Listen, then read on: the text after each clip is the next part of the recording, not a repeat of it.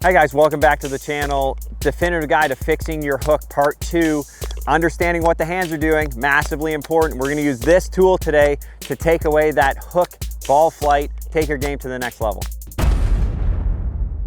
Okay guys, if you're seeing a ball flight that you don't want, so obviously in this case, we're hitting a hook. If you're not hitting a hook, make sure you go back. If you're missing with a slice, go back to the other Definitive Guide to Fixing Your Slice. But today we're talking about a hook shot, or a hooking ball flight, a ball that is curving too much for a right-handed player from the right to the left, or a pull hook that just starts left, goes left, okay? So that's a scary one, we don't want that. Talking about the hands and what they're doing, okay? So a lot of people are very tentative, and I'm very cautious at changing grips, okay? Because I know how foreign it's gonna feel when you're gripping the club if you're changing the grip. I love this little tool. It's the Skills Golf Grip. You know, you can check it out. Like, I'm not getting paid to say that. I just think it's a great little tool. And you can just throw it on any club that you're hitting.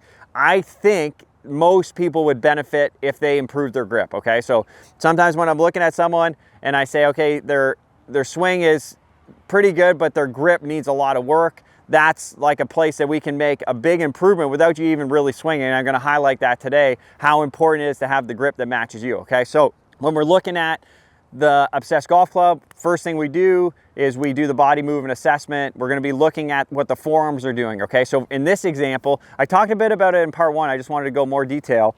So if I have a ton of supination of my lead forearm, okay? So, and then not much pronation, which is me, okay? So I'm a good example for this. I'm gonna look to have that lead hand, okay? That top hand in a little bit more of a, on the side of the club versus on top of the club. You know, like there's lots of ways to describe this, but that's how I'm gonna say it today, okay? So then that's gonna give me my trail hand a little bit more on top of the club. I'm gonna show you two examples, okay? So if I spin this, where my lead hand is on top of the club, okay? And I'm gonna try to hit one here. And you're gonna see from a ball flight tendency what's gonna happen. So I'm gonna have this hand on the side, and then you're gonna see this club face really close. So going in here, I got my lead hand in a very on top position. Oh boy, this could be very interesting. Okay, so I'm gonna do my best to swing with some effort. Okay, so that ball is going to go left, okay? So when I look at that, so we got path from the inside, club face 4.8 degrees to the left. Let me try one. This is me doing my best not to hook it with that grip, okay? What would I do as a solution? So again, this is how my hands look, which is very, very on top of the club with my lead hand and very on the side with my bottom hand. And I have seen lots of people grip it like this, so this is not that extreme. So I'm just gonna try to hit it and see what I can do.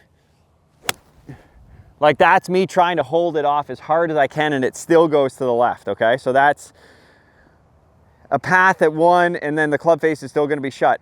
The reason I'm highlighting this is I wanna show how much change I would get if I just spin this thing more where the arrow is pointing down. So this would be slightly more on the side, okay? So I've spun it. I like this thing because it instantly gives me feedback of where my hands are versus this arrow. And then when I look down at the club face, obviously this feels quite a bit more on the side of the club with that lead hand. So I'm just going to hit one here. Those were sort of softest swings. Okay, so I'll try to do the same thing, but now the grip's in a lot different position.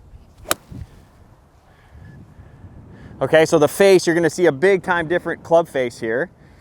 So we got club face at 4 degrees open, okay? So, and this is the thing that's really interesting about golf is a lot of people are pretty reluctant to adjust the grip, but if you are hitting a shot that is either a big push hook or a pull hook, don't be afraid to adjust what that lead hand is at address. You're gonna see a big time difference in flight. It's gonna take you a little bit to get used to, but I wouldn't be afraid to adjust that hand. So that was just me spinning it. I just spun this grip trainer from the lead hand on top to the lead hand on the side, and then my trail hand matched it because that's how this trainer is set up. I have seen grips that are crisscrossed. I'm not gonna go into that today. I just wanted to show you how different the face conditions can be if I adjust what my lead hand is depending on the person. Make sure you know what's right for you. Thanks so much for watching, guys. Have a great day.